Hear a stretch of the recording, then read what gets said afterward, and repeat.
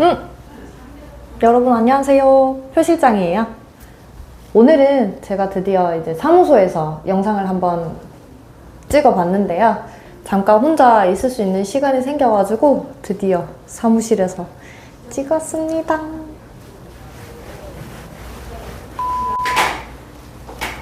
여러분은 보통 여러분이 지금 살고 있는 집에 난방 방식이 어떤 건지 알고 있나요? 뭐 중앙난방, 뭐 개별난방, 지역난방? 보통은 잘 모르시더라고요. 뭐 이제 오피스텔 같은 경우에 좀 그런 일이 많았는데 이제 오시는 분들이 말씀해 주시기를 겨울에 이제 중앙난방인 줄 모르고 그 오피스텔에 덜컥 입주를 하셨다가 나는 주거용으로 쓸 건데 잠도 자고 할 건데 이제 겨울에 이제 오돌오돌 떨면서 이제 너무 춥게 보내셨다는 분들도 있더라고요. 그래서 오늘 표 실장이 이제 중앙난방이랑 지역난방, 개별난방에 대해서 쉽고 간단하게 설명드리려고 해요. 요 난방 방식도 알고 이제 집 보러 가시면은 조금 많이 도움 되시거든요. 그리고 요즘 난방비가 너무 폭탄이에요, 폭탄. 우선 여러분, 여의도 가면 아직 있기는 한데 굴뚝이랑 같이 있는 아파트 본 적 있나요? 약간 그런 식으로 이제 예전에 지어진 오래된 구축들한테서 볼 수 있는 난방 방식이 중앙난방 방식인데요. 중앙난방은 단지 내 중앙기계실에 설치된 그 중앙 보일러에서 이제 만든 열을 갖다가 각 세대별로 파이프를 통해서 이제 공급을 해주는 방식을 중앙난방 방식이라고 해요. 이게 근데 이제 그래서 이제 몇 시부터 몇 시까지 난방 틀게요 하면 그 시간에만 쓸 수 있는 방식이에요. 보통은 이제 엘리베이터에 이렇게 뭐 종이로 미리 공지를 붙여 놓거나 하더라고요. 그 시간을. 중앙난방은 일단 따로 관리를 해주기 때문에 중앙 보일러만 관리하면 돼서 내가 유지보수하는 비용이 들지도 않고 내가 뭐 따로 관리를 할 필요가 없는 장점이 있고 게다가 이제 공동으로 같이 쓰는 거라서 공동으로 평수대로 이제 요금을 내는 방식이라서 내가 만약에 뭐 난방을 많이 쓰는 사람이다 라고 하면은 다른 난방 방식보다는 요금을 적게 내는 장점이 있어요.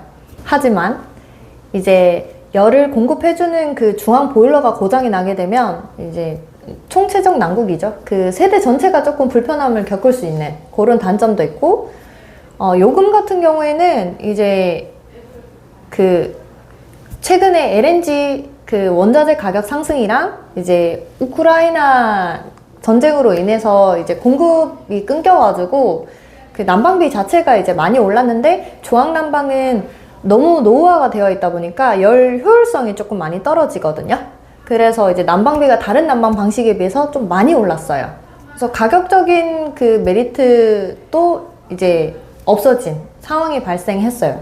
그렇다 보니까 이제 구축 아파트들에서 이제 그 중앙난방에서 개별난방으로 바꾸자 하는 말이 많이 나오고 있습니다. 그렇다면 개별난방은 뭐냐? 개별난방은 쉬워요. 보통 지금 요거 시청하고 계시는 분들 집도 거의 개별난방일 텐데 왜냐면 우리나라가 전국적으로 반 이상이 개별 냉난방을 쓰고 있거든요.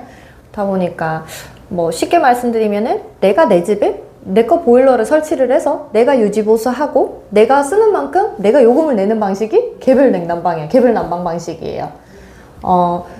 일단은 뭐 다른 난방 방식에 비해서 내가 켜고 싶을 때 켜고 내가 끄고 싶을 때 끄고 내가 올리고 싶은 온도만큼 올려서 추위 많이 타는 사람한테는 이제 따뜻하게 지낼 수 있다는 장점이 있는데 이게 아무래도 이제 개별적으로 쓰는 거다 보니까 요금도 다른 난방 방식에 비해서 좀 많이 나오는 편이고 그 보일러실을 만들어야 되다 보니까 그 내가 사용하는 면적이 다용도실만큼 줄어든다는 단점 그리고 요 다용도실에서 사용했을 때 나는 소음들 뭐 소리가 예민하신 분들 같은 경우는 좀 시끄러울 수 있어요. 약간 그런 단점이 있죠.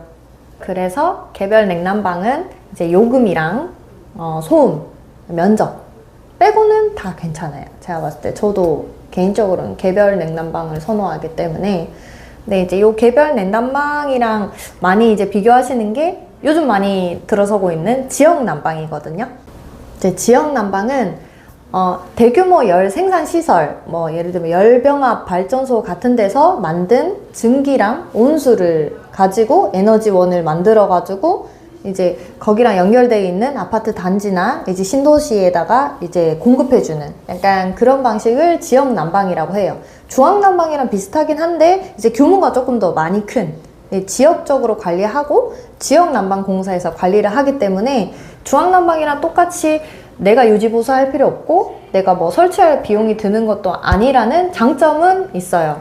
근데 중앙난방이랑 좀 다르게 이제 지역난방 같은 경우 24시간 이제 그 온도가 계속 켜져 있긴 하지만 똑같이 그 온도, 적정 온도만큼만 이제 올릴 수 있다 보니까 이제 저처럼 추위 많이 타는 사람들은 그 좀 많이 추운 날에는 뭐 패딩도 입어야 되고 이불도 덮어야 되고 그 온도 이상을 못 올리니 개별 난방처럼 약간 그런 단점이 있었어요.